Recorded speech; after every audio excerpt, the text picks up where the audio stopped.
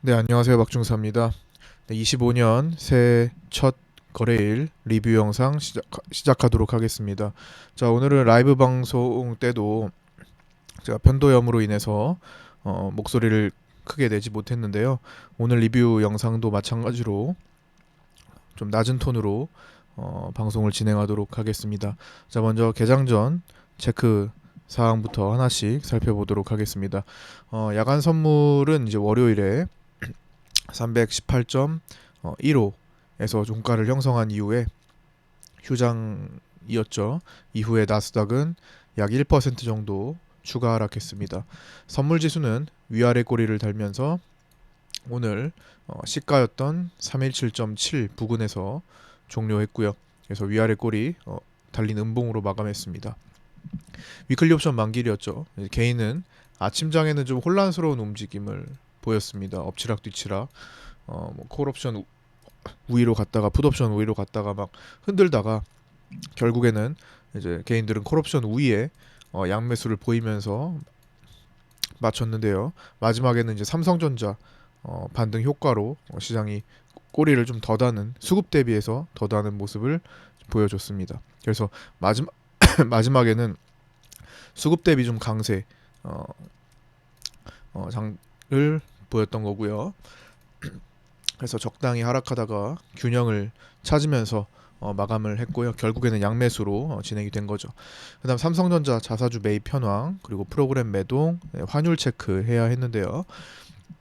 100만 주 신청했고 오늘은 우선주 14만 주 신청했는데 2시 50분경에 매입을 완료했습니다. 프로그램 비차익은 2,173억 매도로 여기 하단 가운데 하단을 보면은 오늘 하루 종일 매도하는 모습을 보여줬죠. 아침에 한 50% 반발 정도만 나오고 계속 하락세를 이어갔습니다. 달러 선물 정규장 종가는 1467.1원으로 약간의 조정을 보였습니다. 그다음 중국 차이신 제조업 PMI는 50.5로 전월 51.5보다 하락했고요. 하지만 3개월 연속 50 위로 끝나면서 확장 국면은 유지한 채 끝이 났습니다. 수출 주문 감소로 인해 성장세가 둔화되는 모습이 나타났고요. 보시다시피 50포인트 위에 있으면 확장 국면입니다. 그러나 이제 그 성장률이 이제 축소했다라는 거고요. 어, 정부의 2025년 경제 성장률은 1.8%로 전망되었습니다. 반년 만에 0.4%포인트 하락했는데요. 이 같은 전망은 경제협력개발기구 OECD에서는 2.1%, 국제통화기금 IMF에서도 2.0%, 한국개발연구원 KDI에서도 2.0%, 아시아개발은행에서 2.0%, 한국은행 1.9%보다도 낮은 수준으로 약간 자신감이 떨어지는 그런 모습이 오늘 발표되었습니다. 주요 요인은 수출 둔화를 예상하는 거고요. 올해 수출 증가율이 24년 기준 8.2%에서 올해는 1.5%로 크게 줄어들 것으로 추정하고 있다라는 소식입니다.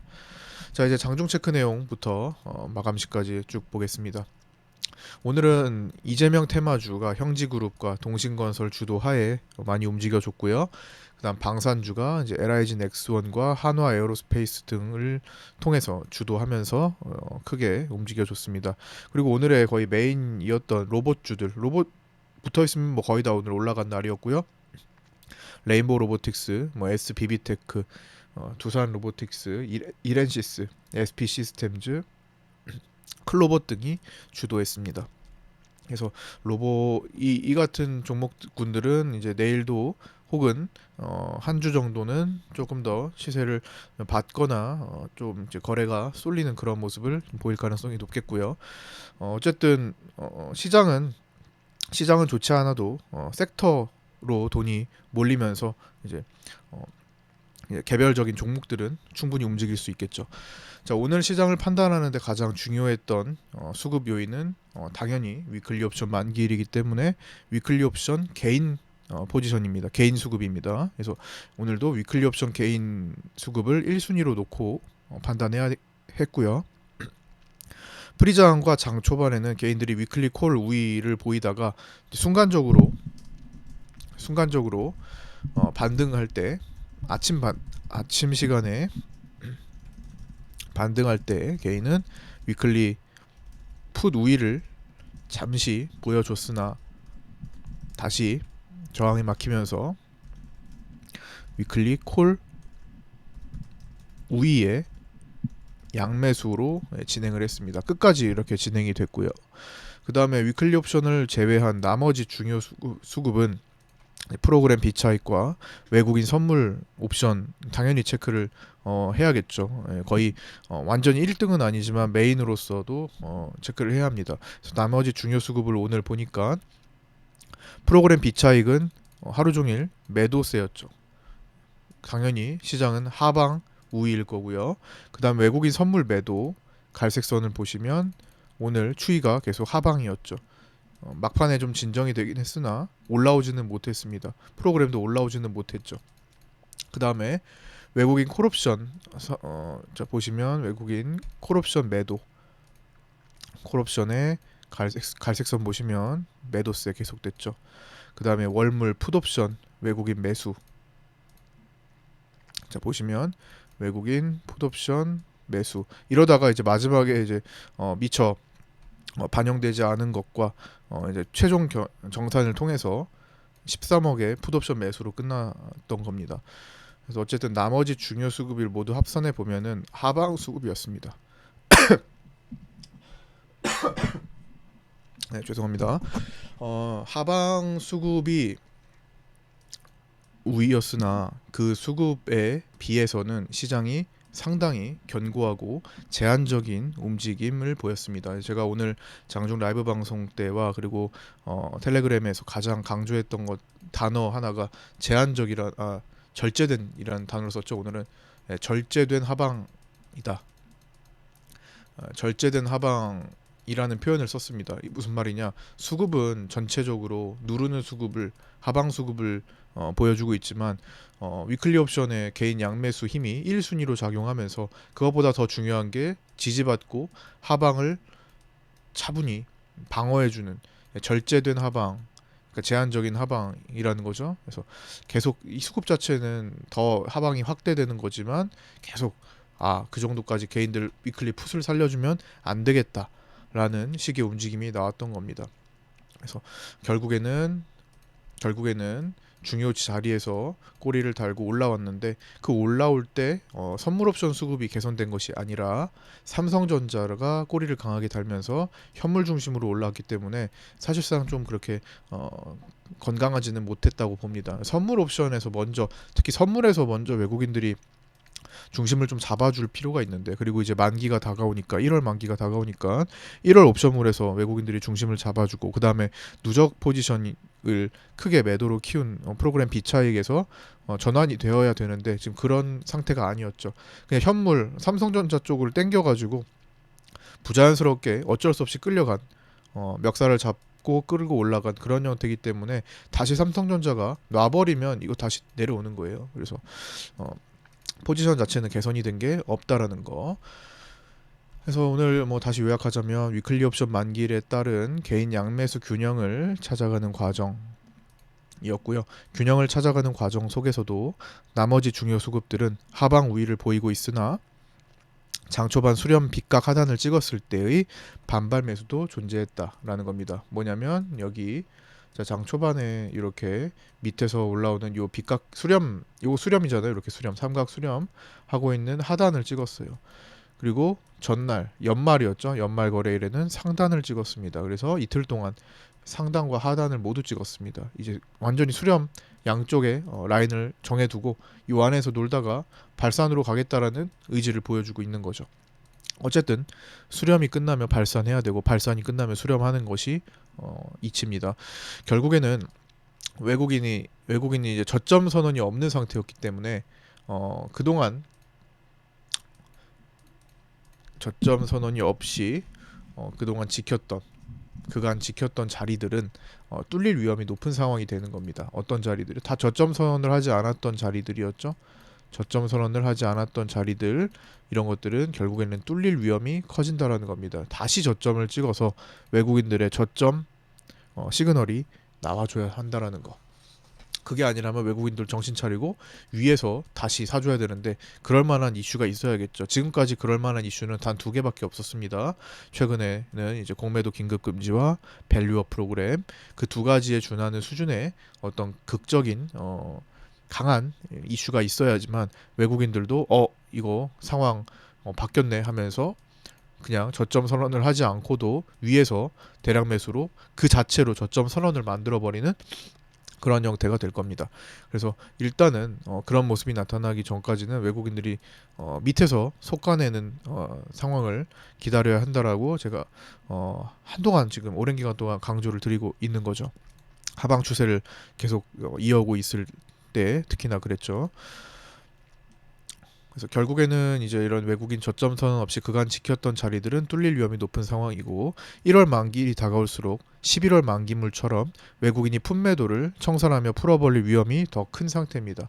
이제 양매도, 외국인들은 이렇게 양매도를 보이고 있다가 이제 풋옵션 쪽으로 매도를 지금 매수로 환매수하면서 포지션을 중립 형태로, 하방은 중립 형태로 지금 바뀌어 있는 상태입니다.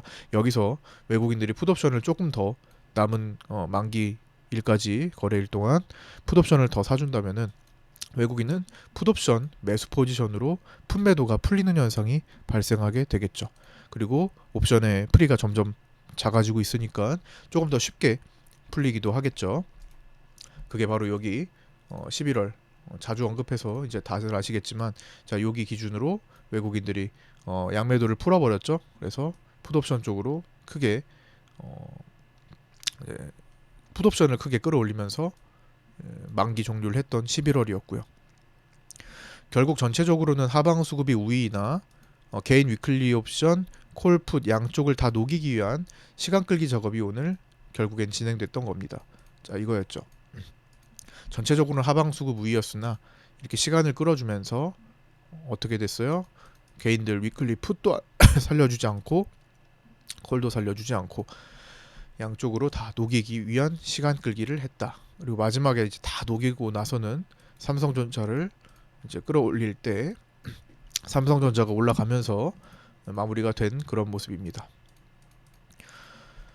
마지막은 CES 기대감과 대신증권 등 일부 증권사들이 긍정적인 언급으로 증시는 삼성전자로 들어올리는 모습이 나타났고요.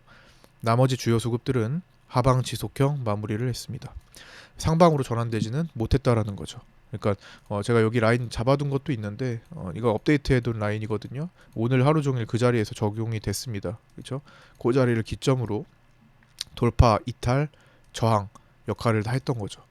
그래서 결국에는 이걸 넘어서서 상방으로 수급이 급격히 전환되지는 못했던 겁니다. 삼성전자 주요 매물대를 체크해 보면요, 59,000원, 55,700원, 54,000원에서 54,400 실제 매물, 53,000원, 51,800원, 5만원인데 오늘은 53,000원을 초반에는 이제 막혀서 출발했다가 51,800으로 가는 과정에서 돌아 올리면서 막판에 이제 53,000원을 재돌파해서 상대적으로 54,000원에 비해서 좀 가벼운 53,000원이 다시 또 돌파가 된 거죠.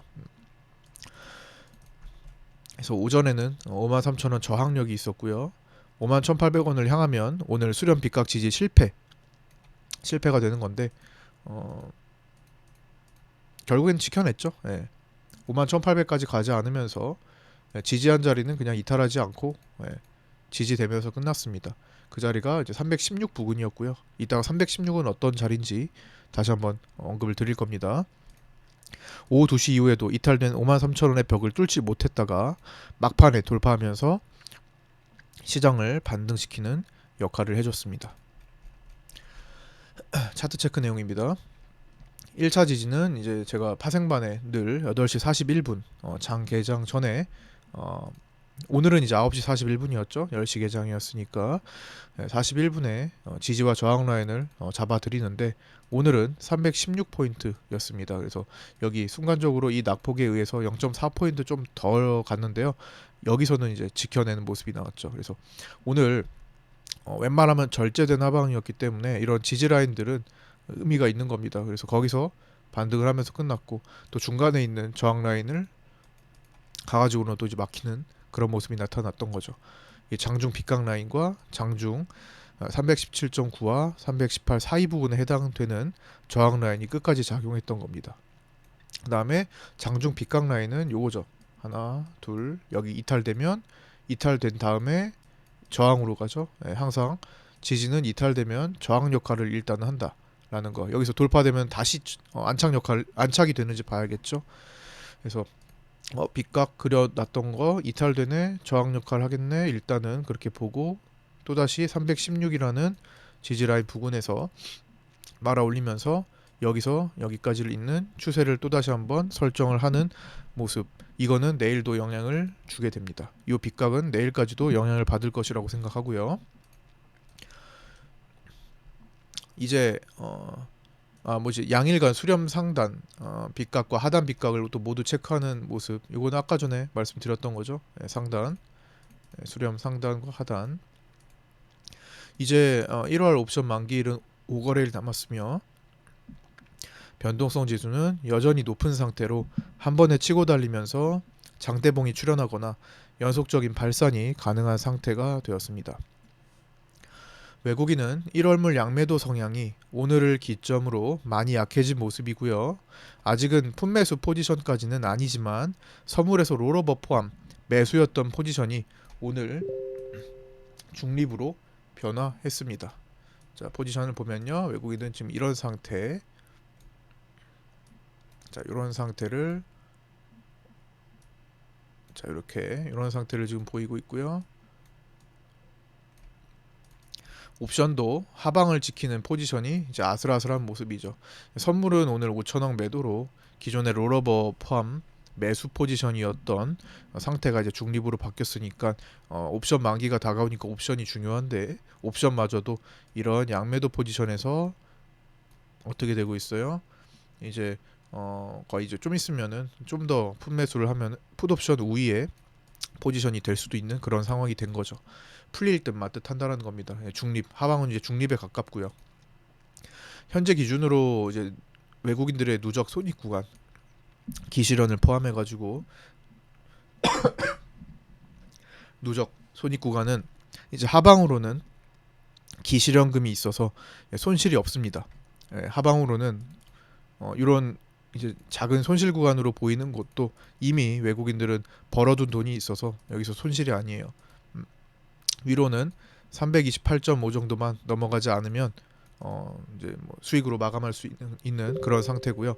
즉 종합하면은 328.5 이하가 여기서 이제 코스피 200으로 봐야 되는데, 지금 시장 베이시스가 0.17 마이너스 0.17 백어데이션으로 끝났는데, 그냥 편의상 선물로 본다면요, 328.5 이하 외국인들은 여기 밑으로만 되면은 괜찮아요. 그렇죠? 굉장히 지금 유리하죠. 예. 남은 5거래일 동안 저 밑으로만 끝나면 된다를 지금 보여주고 있는 겁니다. 이거는 물론 만기가 다가올수록 약간 업데이트를 해야 되고 변동은 좀 있을 수 있습니다. 그 다음에 개인은 1월물이 대체적으로 상승 우위 포지션에 풋옵션 매도 누적으로 인한 하방 취약 구조를 만들고 있습니다. 자, 이런 모습을 보이고 있죠. 이거는 그냥 상방 포지션이에요. 예. 개인은 그냥 상방 포지션이고요. 현재 기준으로 누적 손익 구간은 309포인트 이상입니다. 다만 현재 구간에서는 평가 수익을 보고 있네요. 그래서 309 밑으로 가야 개인들의 손실이 기하급수적으로 커지는 그런 그림이 됩니다. 300이 이탈되면요, 개인이 손실금이 이제 크게 커질 겁니다.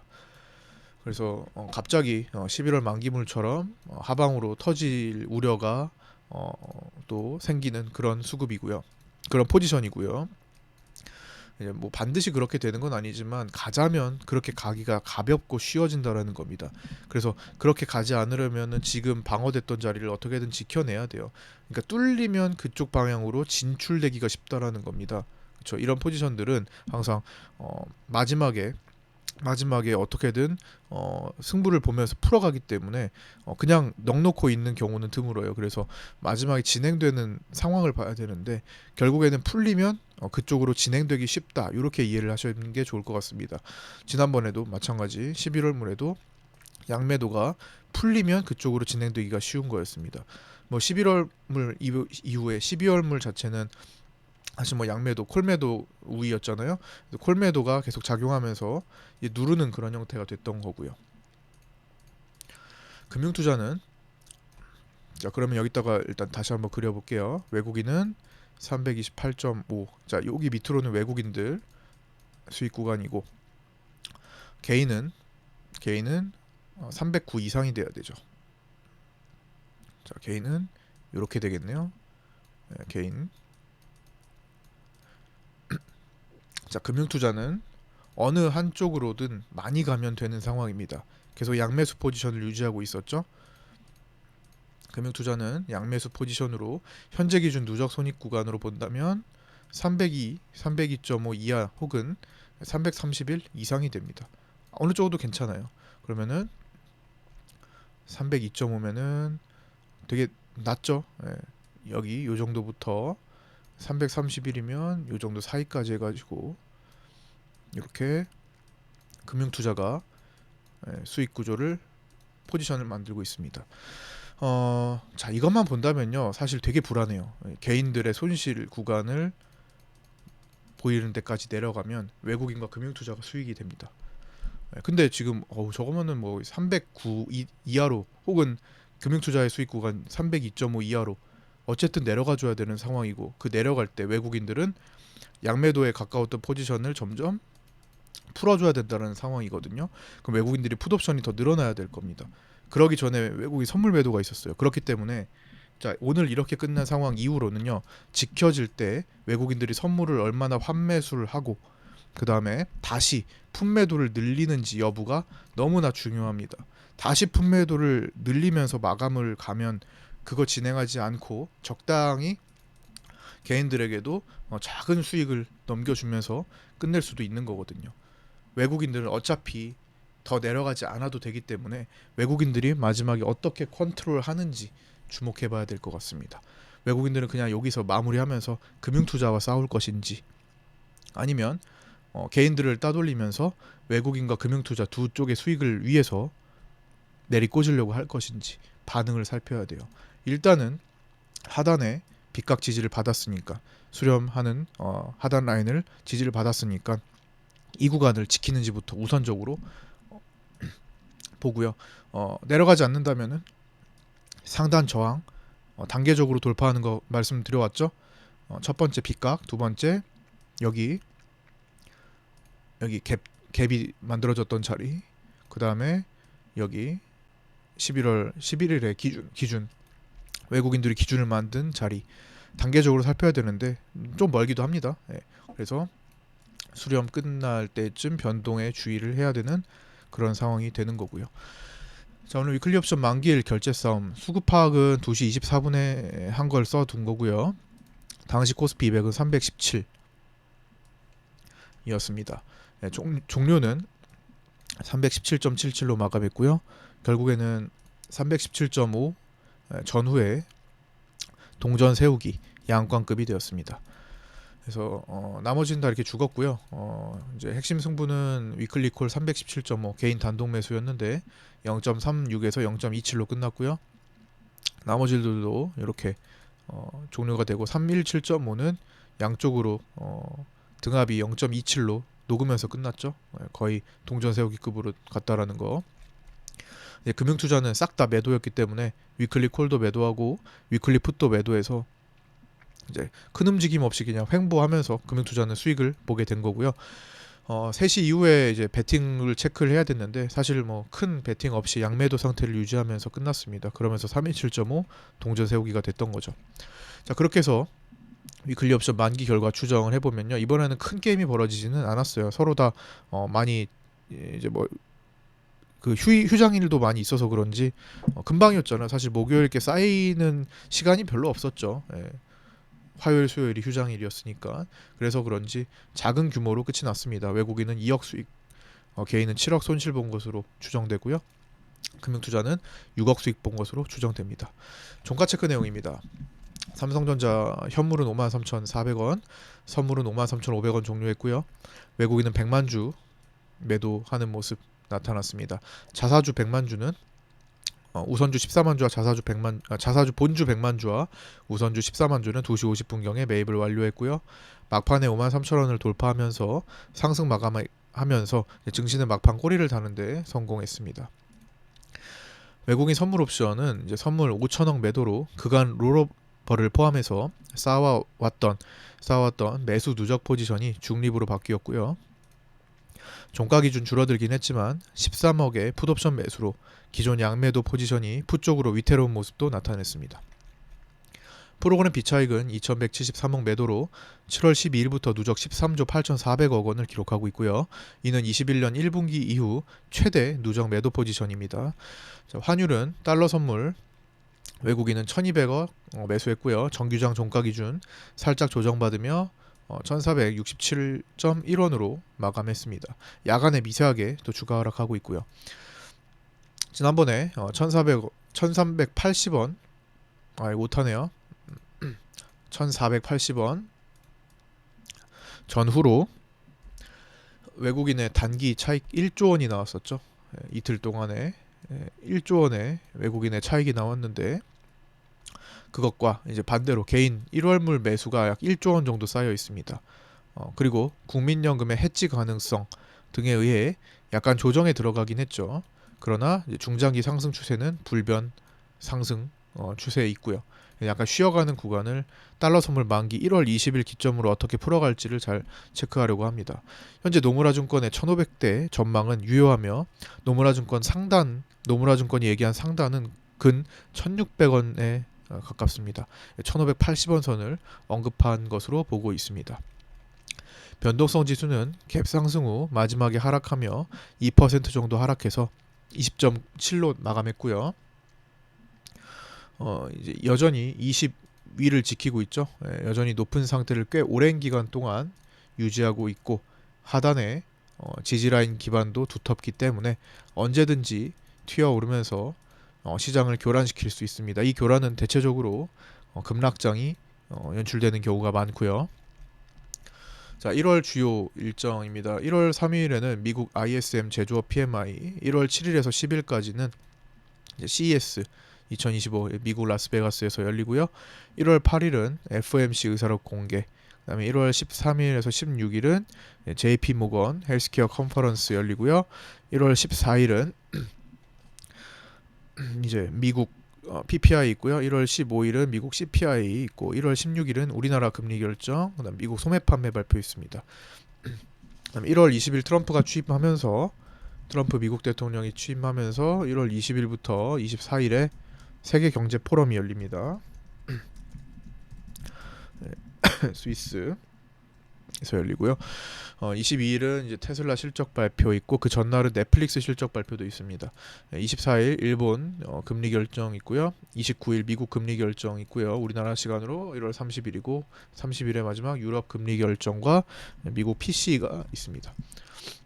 어차피 뭐 물가 지수 발표나 이런 것들은 늘 있는 거고 매달. 중요한 거는 1월 달에 가장 중요한 거는 뭐 이런 연중 행사들도 있지만 가장 중요한 거는 금리 결정인 것 같습니다. 우리나라 금리도 그렇고 이제 일본, 미국 특히 요 두 유럽도 있고요. 일본, 미국의 금리 결정이 어떻게 되는지 여부가 이번 달에서 가장 중요한 핵심 일정으로 보이고요. 12월 중순 이후로는 지금 이제 막판에는 대부분의 주요 일정이 끝난 상태였잖아요. 이제 내일부터 시작된다라고 보시면 될 것 같습니다. 이제 다시 일정의 어떤 일정의 릴레이를 보일 예정이니까 변동에 주의하면서 시장을 풀어가시기 바랍니다. 자, 오늘 여기까지 마치고요. 조금 제가 목이 불편해서 오늘은 듣는데도 조금 좀 불편함이 있으셨을 거라고 생각이 드네요. 양해 좀 부탁드리고요. 끝까지 시청해주신 분들 감사드리고요. 새해 복 많이 받으시기 바랍니다. 저는 내일 아침 8시 20분에 유튜브 라이브 방송에서 찾아뵙도록 하겠습니다. 감사합니다.